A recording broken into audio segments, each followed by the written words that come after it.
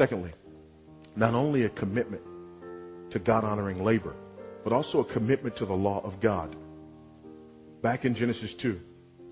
And the Lord God commanded the man, saying, you may surely eat of every tree of the garden, but of the tree of the knowledge of good and evil you shall not eat, for in the day that you eat of it you shall surely die.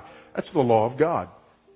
We don't even have the Ten Commandments, but we've already got a law of God. God lays down a law right here in the midst of perfection. So we don't have the law of God because of imperfection. No. Before the fall, we had the law of God.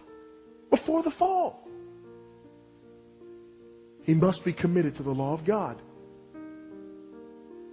Most men don't know the law of God, let alone are committed to it. They don't know it. So one of the little tests. Here's an interesting little test. I want you to think right now in your mind of the Ten Commandments. You know them? 95% of Americans do not.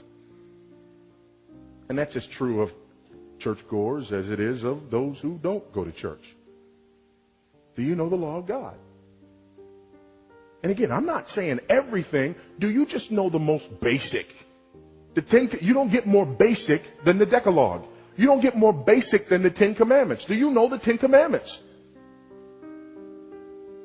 And men, if your answer to that is no, here's what I want to ask you. How are you going to sit up here in my face asking me for my daughter and you don't even know the Ten Commandments?